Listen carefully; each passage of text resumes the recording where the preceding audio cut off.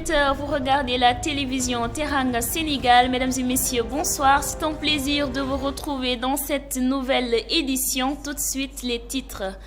Les partisans de la coalition Benno Bokk Yakaar ont tenu un point de presse au complexe Aubert pour apporter des réponses sur les propos de Ousmane Sonko tenus envers eux sur l'affaire des étudiants du mouvement MEDS. Kaolack, le syndicat national des travailleurs des transports routiers du Sénégal est très remonté contre le gouvernement à cause de la hausse du prix des carburants. Les détails dans ce journal. Louga, le comité d'organisation a organisé ce week-end une journée de nettoyage en collaboration avec l'UCG à l'occasion du ziara annuel de Thierno Mountaga Daha Tall. La page sportive mettra un terme à cette édition. C'est la fin des titres. Restez avec nous. Le développement, c'est dans quelques instants. jërë ngeen jëf mbokk yi dal leen ak jàmm ci xibaaru marax yi lay ñu jukki leen li ci gën a fës doore kook nag lu soxal ña fare ci coalition Benno Bokk Yaakaar foofee ca diwaanu Ziguinchor doon àdduna jëmale ci coowal Ousmane Sonko ak étudiant yi nga xam ne rek ñoo nekk ca université Cheikh Anta Diop bu Ndakaaru kàddu ga jaraaf bu diwaan boobu yëkkati nag ñiy fare ca Benno Bokk Yaakaar daal dinañ koy naqarlu daañ ci teewlu Abdoulaye Cissé ci biir xibaar yi daañu wax ci leneen itam mu soxal syndicat national liggéeykat yi ci wàllu transport routier du Sénégal daal dinañuy nekk mere lool gouvernement bu Sénégal la ko wund moo di nag yokkute bi ñu nemmeeku ci njëgu gasoil ak essence loolu itam daañu ci ànd ak kuréel googule ci biir xibaar yi daañu wax ci leneen itam mu soxal nag ziar annuel bu Thierno Mountaga Daha Tall ci ki àjjuma bi di ci ñi ki àjjuma yemook fukki fan ak ñett jàpp samedi fukki fan ak ñeent ci weeru janvier foofee ca diwaanu Louga comité d'organisation ba nag ñoo doon amal ab bëccëg boo xam ne dañu ko jagleel wàllu set ak setal lëkkaloo ak UCG foofee ca Louga daañu ci ànd ak suñu naataango ba ñu fa teewal mbokk yi lii daañu ci toftal la soxal wàllu tàggat yaram bi fas yéene ndar képp yi la xibaar lii moo di ponk yi bu ngeen taaxirloo tuuti ñu dikk ak yéen ci faram fàcce gi.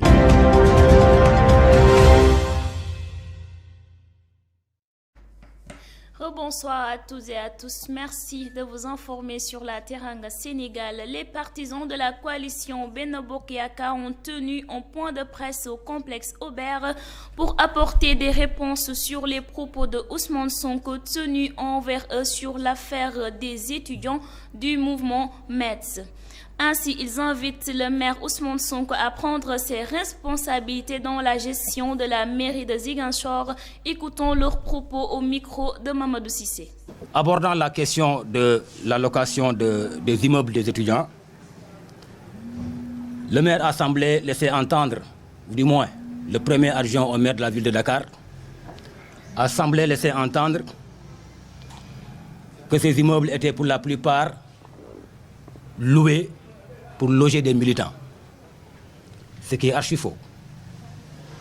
Ce qui est archi faux, et là, je parle à ma qualité d'ancien directeur de cabinet du maire de Ziguinchor, Abdoulaye Baldé, qui connaît beaucoup de ce que ce maire faisait pour les étudiants. Il faut rappeler que le premier immeuble que Abdoulaye Baldé a loué pour des étudiants de Ziguinchor établis à Dakar remonte à 2004-2005. Il n'était même pas encore maire. À l'époque, il était secrétaire général de la présidence. Il n'était même pas encore maire. Parce qu'il avait compris que nos jeunes frères qui quittaient Ziguinchor pour aller à Dakar rencontrent généralement d'énormes difficultés. Et parmi ces difficultés-là, le logement occupait une place importante. Nous avons tous vécu des expériences pareilles. Je tenais à prendre la parole pour apporter des éclaircissements également par rapport à l'actualité et par rapport également aux invectives formulées par le sieur Ousmane Sonko à l'endroit de M. Doudouka, ministre des Transports aériens et du développement des infrastructures aéroportuaires. En disant que c'est lui qui est derrière ces jeunes-là. Nous rappelons qu'il a fait appel à cette conférence de presse pour s'attaquer à Doudouka indirectement en faisant croire à l'opinion qu'il parle et qu'il dénonce la gestion de la mairie de Ziguinchor. C'est pour donner du crédit à ses propos, pour attirer de l'attention des populations de Ziguinchor. Mais en réalité, son intention était de s'attaquer indirectement à son alter ego ici à Ziguinchor qu'ailleurs. Nous rappelons que ces étudiants, quand ils étaient en difficulté, ils ont pris la peine d'aller rencontrer toutes les autorités de la Casamance, en particularité celles de Ziguinchor. Ils sont partis voir Guy Marius Sagna, qui se dit être le député de Ziguinchor, qui se précipite à porter des combats au sein de l'hémicycle, mais qui a, en cette fois-ci, il a mis la question de ces étudiants-là dans l'oubliette. Ils sont partis rencontrer également le sieur Ousmane Sonko pour lui faire part de ce problème et lui remettre un mémorandum. Ils sont en quête de solution. C'est des étudiants en détresse qui cherchent de la solution et qui étaient en phase d'une expulsion de leurs immeubles à Dakar. Mais comme ils l'ont fait avec ces deux, ils ont dit, mais tenons, il faut aller voir les autres. Ils sont partis voir M. Doudouka, poser le problème. Et séance tenante, Doudouka a réglé la question du loyer avec le bailleur. door xibaaru ngoon sile ci kàllaamay Kocc ak lu soxal coalition Benno Bokk Yaakaar ba nekk foofee ca diwaanu Ziguinchor doon jàkkaarloo koy taskatu xibaar yi addu ci li jëm nag ci coowal étudiant yeeg Ousmane Sonko ma daal di yëkkati ay kàddu jàpp ne ay responsable yu Benno Bokk Yaakaar ñoo nekk ci ginnaaw ndaw ñooñu le ñu Macky Sall ñu nekk foofee nag daal nañuy weddi lu ni mel yëkkati seen i kàddu daal di koy dénk Abdoulaye Cissé ñu teewlu ko. étudiants yi dëkk biir Ziguinchor di doomu Ziguinchor c'est des yaay c'est des papa di cotiser. Moi j'ai eu la chance man kenn raconte maa fa dem au niveau de l'université dem dans leur immeuble ma fekk leen fa condition yu ñuy dundee ko ku leen jàppalewul ku amul xolu yërmande jàppale leen nga yokkal leen na nga leen bàyyee seen acquis yi ñu am. Monsieur le maire, en tant que conseiller, en tant que jeune de la commune de Ziguinchor, je devrais même dire Ousmane Bongo ñu ngi lay demander nga fay li nga xamee ne ni moom la étudiants yooyu soxla pour ñu mën a nekk dans les meilleures conditions pour ñu mën a jàng. te nga bàyyi di daw say responsabilités lu ñu wax rek nga ne diw moo nekk derrière diw moo nekk derrière diw moo nekk derrière mais la plupart de ces étudiants là quand le ministre bu Doudou Ka en son temps fayal leen caravane bu mu leen subventionné pour seen caravane ñu ñëw tabaski mais période boobu lañ fi defoon point de presse si vous vous souvenez di attaquer le maire Abdoulaye Baldé ne parce que dafa amoon retard de leur paiement kooku su amoon manipulation heure boobu nañ ko def dama ne ñun ndaw yi dañuy remercier le ministre d'État le ministre Doudou Ka ak tous les responsables yoo xam ne tey ñi ngi accompagner la jeunesse de Ziguinchor parce que kat saa yu jeunesse su Ziguinchor jaaxee daw nañu si des leaders yoo xam ne ñoom ñoo leen jàpp ñu mel ni Doudou Ka ñu mel ni Abdoulaye Baldé ak yeneen leader Bono ak ñeneen yoo xam ne ñoo fi nekk au niveau de la coalition Benno te à chaque fois gis nañ ni ñooñu ñu ngi fekki ndaw yooyu di leen tontu si li nga xam ne mooy seen besoin ñun nag on fera face kenn du ñu intimider parce que le jeune dafa porter un combat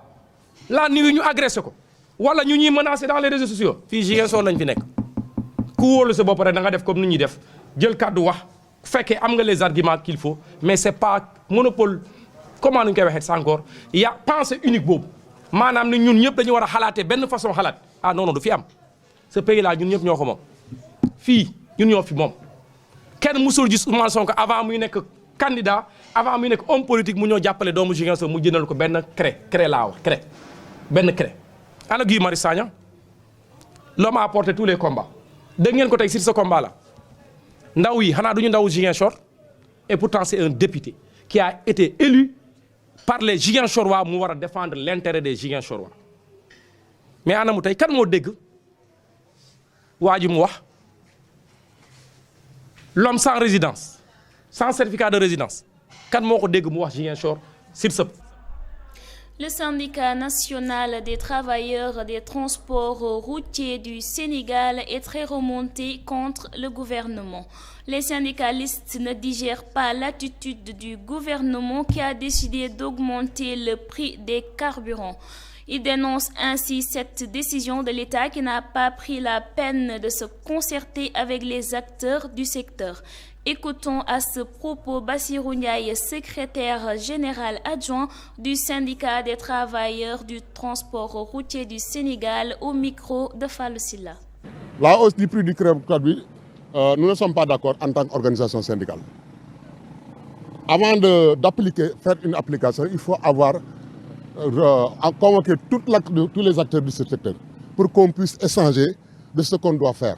Mais néanmoins, l'État a pris des décisions sans concerter les travailleurs et les secteurs du transport. Nous révisons catégoriquement et dire aux travailleurs d'écouter notre secrétaire adjoint, qu'il dit arrête, qu'il dit avance. Il faut qu'on prenne un acte pour bien déterminer à régler la situation de la hausse. Nous sommes prêts à partir parce que nous avons l'habitude de le faire. Nous sommes prêts à partir si les travailleurs ont des problèmes qu'on n'a pas à régler. C'est que la meilleure solution est d'aller en grève pour arrêter toute l'étendue territoriale nationale. Non, nous ne sommes pas d'accord. Effectivement, l'État doit respecter ce qu'il doit faire. Avant d'appliquer, faire une application, il faut avoir convoqué tous les acteurs du secteur pour qu'on puisse échanger de ce qu'on doit faire. Mais néanmoins, l'État a pris des décisions sans concerter.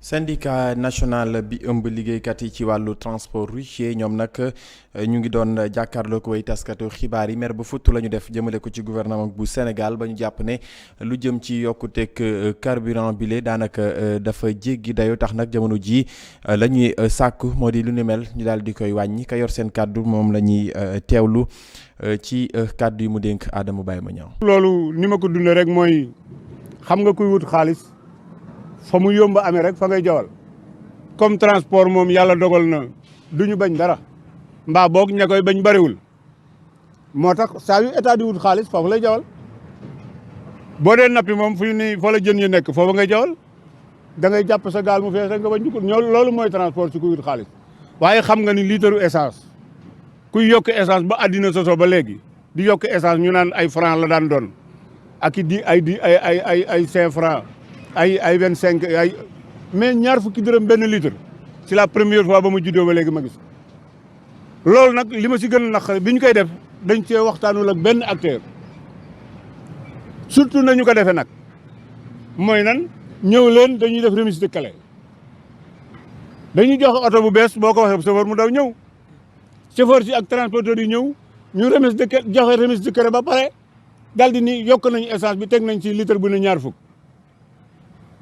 loolu yëpp ñi nga woo la parce que def li ngay def ba pare door maa woo ba ma wooyee du ma ñëw da ngay nekk sa la nga nekk ñun ñu nekk si lu ñu war a nekk te ñun préparé nañu pour li ñu war a nekk mooy téye woto yi parce que du ñu jënd fukk jaayu juróom ñun duñ ko def loolu daal mooy li nga xam te ni bi moom laay wax si yokk paas bi nit nag su fekkee daa dem ba am problème même bu deen ab société wol ñuy liggéey si société ba ni leen société bi dafa am problème ñoom ñu xool nu ñu lay jàppalee si société bi réew mi bu amee problème nañ si waxtaan ak nit ñi mais ñun transporteur du ñu nangu jafe-jafe réew mi ñu tekk suñu kaw lànk nañ. Les leaders du cadre de concertation du Sénégal oriental sous la coupole du ministre des Forces armées Maître Sidiki Kaba ont tenu un point de presse pour remercier la population de l'accueil chaleureux et de l'hospitalité réservée au chef de l'État, le président Macky Sall, lors de son séjour dans la capitale du Sénégal oriental. Correspondance de Junior Ba. Le séjour du président de la République Macky Sall à Tambacounda était historique. Les autorités de la région doivent cette réussite aux populations des différents départements. Voici ce qui a motivé un point de presse des leaders de Benno Bokk Yakaar, dirigé par le ministre des Forces armées, communément appelé Dougoutigi de Tambacounda, Maître Sidiki Kaba. Le premier objectif, c'est pour remercier les populations. Le président de la République est parti satisfait, Macky Sall. Cela a été possible grâce à votre mobilisation, à votre engagement, à votre enthousiasme. Et on peut dire que ce fut un accueil historique. On ne pouvait pas rester à Dakar et faire semblant comme si rien n'est fait. Il fallait venir nous asseoir avec vous et vous dire de vive voix Ngatié Galama. C'était très important. Quand vous êtes avec les gens, s'ils font du bien, il faut le dire. Quel nous soutient. C'est important. Le deuxième objectif, c'était pour remercier le président de la République Macky Sall pour avoir choisi notre région de passer un temps aussi important, 5 jours, pour communier avec les populations, les officiels, mais aussi les différentes catégories sociales. Mais le troisième objectif était très important. Il fallait faire le point des 17 mesures qui ont été prises. 500 milliards, vous devriez savoir comment cet argent devrait être utilisé. Le ministre a promis incessamment une grande rencontre où un comité de suivi sera mis sur place pour la parfaite exécution des 17 points assortis du Conseil des ministres.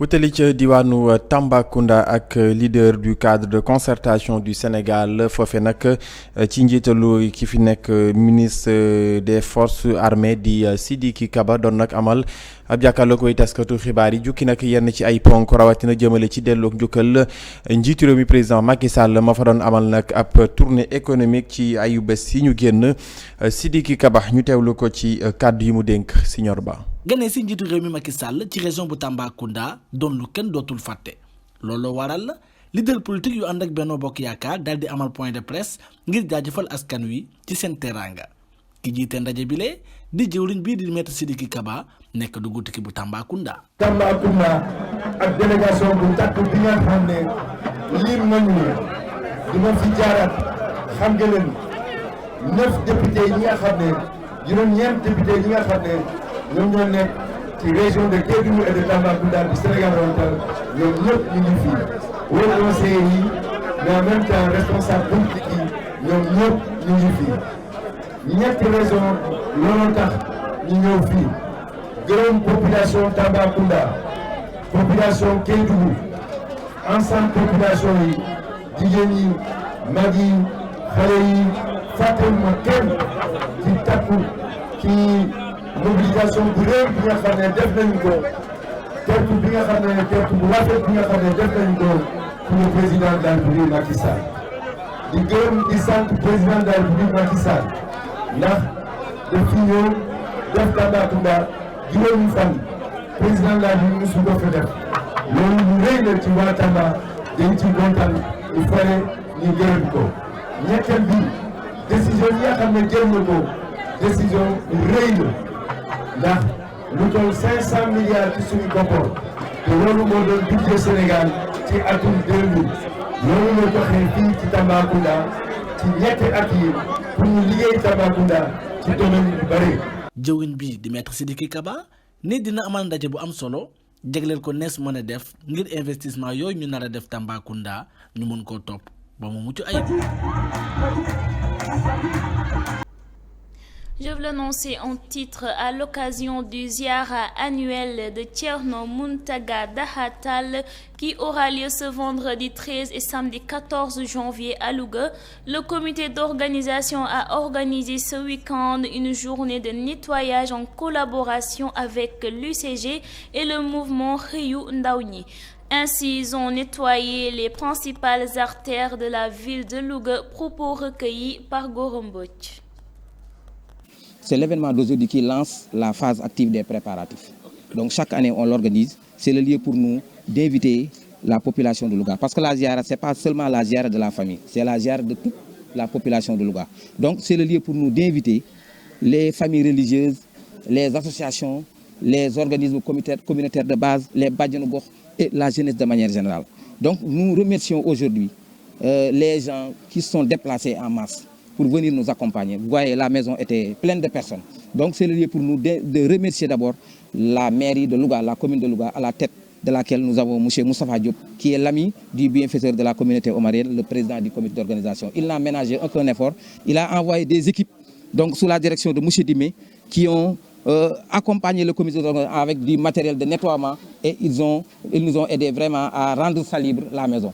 C'est le lieu également pour nous de remercier l'ICG, l'unité de coordination et de gestion des déchets, sous la direction de M. Diallo. Ils sont là depuis 3 jours ou plus de 3 jours. Ils ont nettoyé le stade Guinaw Rail qui abrite plusieurs familles du Marabout. Donc ils ont nettoyé vraiment pratiquement toute la ville.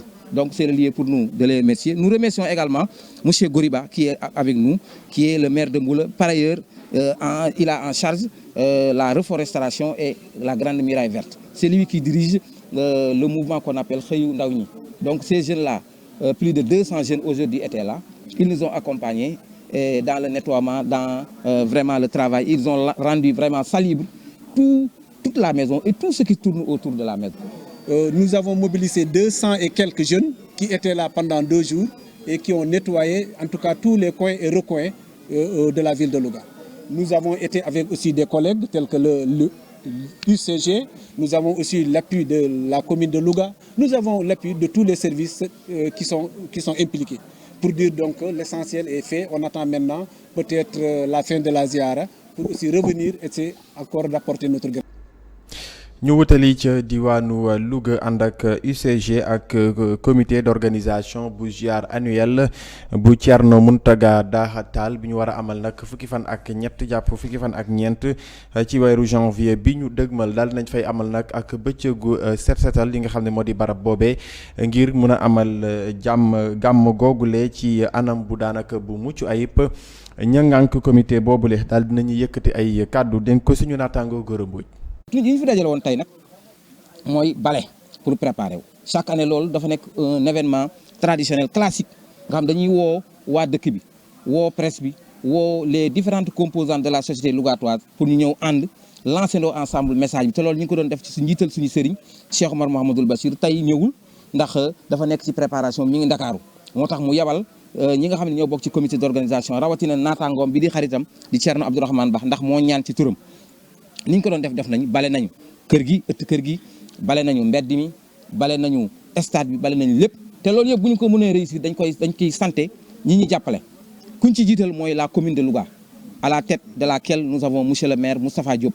Il n'a ménagé aucun effort ménagé wul benn effort pour que loolu ñu mën koo réussir mu woo fii ay équipe am commune bi ñooñu doon jàppale année yi yëpp ren aussi ñu ñëwaat en masse pour jàppale ci liggéey bi beneen bi aussi ñu muy waa UCG nga xamante ni Diallo ak soxna si mu àndaloon fan yii yëpp ñu ngi fi fu ne dugg nañ ko ci dëkk bi indi seen i matériel déployé ko pour liggéey bi te fas nañu yéene toogaat fii ba ziar bi weesu après ñu defaraat affaire yi ñi nga xamante ni également ñoom ñooy waa FERA aussi ñëw nañ ak kër gi yëpp ñu jàppale lépp ñu taxawu ko def ko la grande muraille verte également jeunes yi nga xam ne mooy xëyu ndaw ñi ànd ak seen président monsieur Goriba nga xam ni mooy maire Mboula di doomu kër gi ñoom ñëw nañ en masse def fi liggéey bu mucc ayib sëriñ bi ñaanal leen Abdourahmane moo jottali ñaanu sëriñ bi voilà. ku wër dëkk bi ku wër fii les alentours de la maison du Khalife nga xam ne cet moom lépp am na à 100%. set na wecc li oto waroon a def oto def na ko li rajo waroon a def def na ko li loxo waroon a def loxo def na ko léegi nag ñun aussi dañ ci ànd ak ñi nga xam ne ñooy waa UCG ànd si ak aussi ñi nga xam ne ñooy la commune de Louga ànd si ak services yi nga xam ne ñoom ñëpp ils sont impliqués parce que gouverneur de la région de Louga moo jël benn lettre bi nga xam ne jàpp na ne ci biir lettre bi da cee war a woote chef de service yi nga xam ne ñoom ñëpp ils sont impliqués dans la journée de nettoiement ñooñu nag kenn desul gannaaw xañ na peut-être dama nekk fii di jël micro bi mais xañ na sax am na ñu def lu raw lool. Ce lundi 9 janvier 2022, le ministre des Sports Yankoba Diattara faisait une déclaration au CNEPS pour le développement du sport dans la région de Thiès. Dans sa politique infrastructurelle, le patron du sport sénégalais affirme la rénovation du stade Lat Dior avec des tribunes circulaires tout autour du terrain et la piste d'athlétisme répondant aux normes internationales et le gazon aussi, sans oublier le stade Caroline Faye de Mbour et l'hippodrome Ndiaw Macodou. Yankoba Diattara est au micro d'El Hadj Assar. Je vous propose de l'écouter. Je vous remercie vous tous pour votre disponibilité à participer à ces travaux qui, à coup sûr, permettront de mettre en place une feuille de route bien élaborée pour ce que nous voulons réaliser dans le secteur du sport pour notre pays en général. Le Sénégal a adopté une lettre de politique sectorielle de développement des sports structurés autour de la vision d'un système sportif accessible et performant qui contribue durablement au développement économique et social du Sénégal. Cette ambition est marquée par la réalisation d'infrastructures de dernière génération et d'envergure internationale, telles que l'Arène nationale de lutte, le Palais des Sports Dakar Arena, le stade Me Abdoulaye Wade de Diamniadio. S'y ajoute le programme de réhabilitation et de rénovation de plusieurs stades. Les travaux de finition, donc des travaux de réhabilitation tant attendus du stade Maniang Soumaré, seront effectués dans les meilleurs délais. Je vous annonce ici que le stade Lat Dior, cet centre du Lion, qui a vu nos Gaïndés se qualifier pour aller ramener la Coupe d'Afrique, va poursuivre sa mue avec l'érection de tribunes circulaires tout autour du terrain. La piste d'athlétisme, avec un tartan de dernière génération, donc répondant aux normes des standards internationaux, sera rénovée. Le gazon sera renouvelé et traité. Les espaces annexes seront aménagés pour édifier des terrains pour les autres disciplines. Si notre candidature à l'organisation de la CAN 2027 est validée, Thiès sera au cœur de la fête du football continental avec le stade Caroline Faye de Mbour aussi. L'hippodrome Ndiaw Macodou Diop sera également réhabilité. Voici quelques informations des chantiers que je voudrais partager avec vous en attendant d'ouvrir les travaux pour qu'on puisse renforcer cette feuille de route. J'espère qu'à l'issue de cette rencontre, nous aurons un bon document dont la mise en œuvre débouchera sur le renforcement et l'intensification des bonnes performances tant pour nos équipes nationales que pour nos athlètes.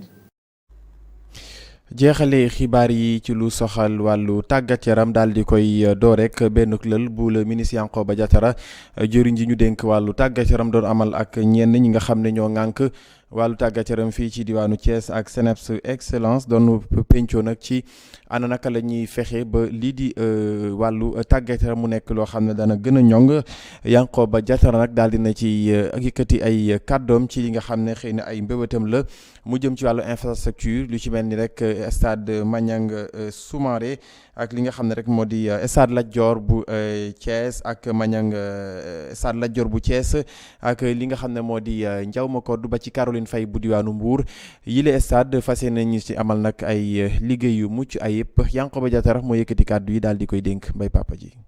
man nag su ma ñëwee Thiès di wax ak waa Thiès ci mbiru sport dama ciy am mbégte ndax acteurs yi nga xam ne ñoo ne ci salle bi yàlla suturaal na ma mën naa ni ñëpp ku nekk ci ñoom mën naa ni wóllëre nga xame nga wala xarit nga ndax yàlla dogal na pendant ñaar fukki at mën naa ni depuis 2002 ci laa am jaxasoo ak waa Thiès ñi nga xam ne surtout ñoo ngànk sport bi Thiès yàgg na fournir ay athlètes de haut niveau ci Sénégal muy mbiru football di mbiru athlétisme di mbiru cyclisme mais également rawatina nag course fas nga xam ni mën naa ni li nga xam ne mooy hippodrome Ndiaw Macodou mooy capitalu course hippique donc fii ci Sénégal te loolu Thiès la nekk. waa Thiès également nañu xam ni duñu leen bàyyi ginnaaw ndax nee naa stade Lat Dior fa la équipe nationale bu Sénégal amee qualification jóge fi dem jëli Coupe d'Afrique kon loolu rek war na tax lépp loo xam ne dañ koy def ci mbiru sport ci niveau national ñu gën ci bàyyi xel bu baax a baax Thiès ndax Thiès nag jig na Sénégal Thiès jig na équipe nationale kon waa Thiès ngeen xam ni dinañu accompagner Thiès dinañ accompagner stade Lat Dior sur tribune yi dinañ ko renforcer def ko mën naa ne ay tribune circulaire ba nga xam ne tribune yi day wër stade bi ñu yokk ko ndax jàpp nañu ni Thiès war na bokk ci stade yi nga xam ni suñuy comme def suñu candidature pour Sénégal mën a organiser Coupe d'Afrique en 2027 Thiès bokk ci ñi nga xam ni dañuy accueillir ay poule fii ci Thiès te loolu defe naa ni Thiès mérite na ko. beneen bi mooy li nga xam ne moo jëm ci athlétisme mooy dinañ leen defar tartan bu bees tax boo xam ne day répondre aux normes internationales nga xam ni aux normes internationales nga xam ni li nga xam ne moom lañ bëgg pour que suñu athlètes yi nga xam ne ñoo doon jóge Thiès di représenter Thiès dignement ñu mën a retrouver waat mën naa ne les infrastructures pour mën a nekkaat au plus haut niveau. loolu aussi laa ko mën a waxee mën naa ne ci Caroline Faye ci Mbour mais également Tivaouane dinañ ko accompagner mais également mooy hippodrome Ndiaw Macodou dinañ leen accompagner même hippodrome national bi nga xam ne dañ ko war a tabax yaakaar nañ Thiès lañ koy tabax te loolu projet bu 32 milliards c'est pour dire simplement li nga xam ne moo jëm ci biir infrastructure ngeen dalal seen xel waa Thiès xam ni président de la République bàyyi na leen xel. Et pour terminer à Sédhiou, le terrain de basket où s'entraînent les éléments de Sédhiou Basket Club est en mauvais état. Ainsi, ils rencontrent d'énormes difficultés pour préparer leur tournoi. En ce sens, ils lancent un appel aux autorités étatiques. Correspondance de Clémentine Senghor. Du terrain, notre terrain c'est pas bon. On voulait que coûte des autorités essaient de nous aider pour faire rétaper notre terrain de basket. Parce qu'il y avait notre équipe qui était allée à tournoi à monter. On est revenu avec 3 matchs, 3 défaites. Parce qu'on a un problème de terrain. On voulait que coûte la municipalité de Sédhiou nous aide pour faire une très bonne plateau du basket, quoi. C'est partout, hein, mais ici, c'était surtout cette année. On n'a pas terminé notre championnat à cause de transport. Parce que notre dernier match contre ISK, on n'était pas parti parce qu'on n'avait pas d'argent pour aller faire terminer notre dernier match à Kolla. On n'arrive pas à jouer la nuit parce qu'on a un problème de projecteurs. On loue des projecteurs pour jouer. Quand vous louez des projecteurs, vous payez ça. C'est pour ça que même le tournoi passé, on avait payé les projecteurs. Parce qu'il n'y a pas de lumière. On est en train d'insister pour la municipalité nous aide. Les lampadaires là, mais jusqu'à présent, on n'arrive pas à voir ça. Presque dans tous les territoires, au niveau de Ziguinchor, il y a tous les terrains, il y a des panneaux solaires. Mais ici, il n'y en a pas. On n'a pas encore à voir des lampadaires là. On a tout fait jusqu'à présent. Un problème de terrain d'abord, terrain de gym. Voilà, on a qu'un seul terrain ici.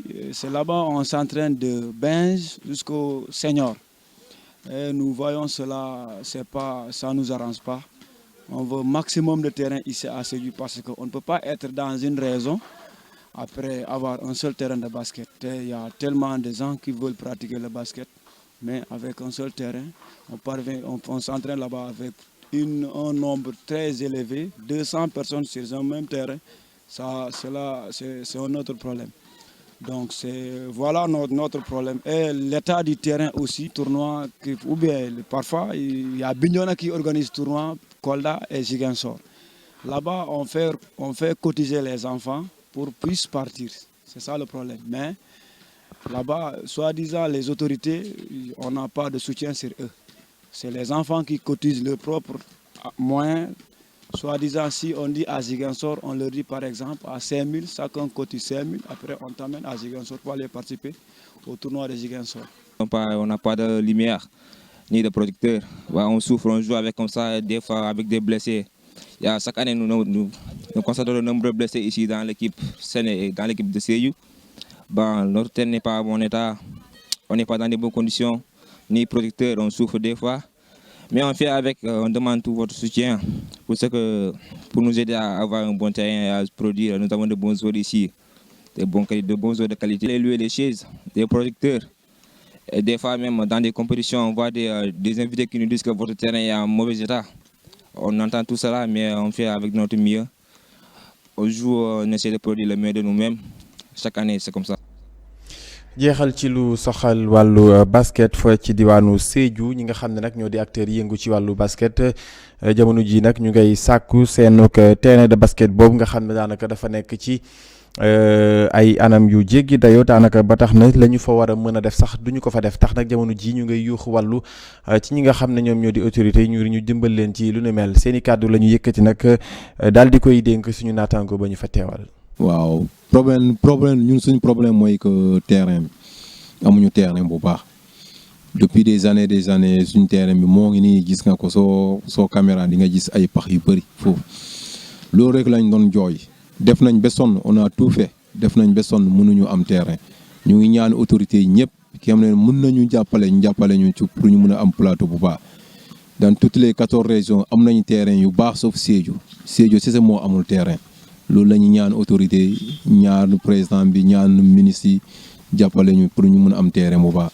dañuy gaañu am na yàggul noonu am na beneen boy bu daanu fii sovium dérangé fii dañ ñoo ko yóbbu dem faj ko am pagay chaque fois c'est comme ça chaque fois booy parce que gis nga ay pax yi bëri nañu fii ay risques lañ jël sincèrement loolu métti na trop parce que suñu entraîneur fii fan la ñuy demee amuñu feneen suñu noonu fii kese lañ am loolu moo tax l'état du terrain moom fu ñu nekk nii mënuñu wax dara ñu ngi ñaan autorité yi ñëpp ku nekkee mën nañu jàppale ñu wutal ñu ay bailleurs de fonds ñu xam ne mën nañu jàppale suñu defar ñu terrain.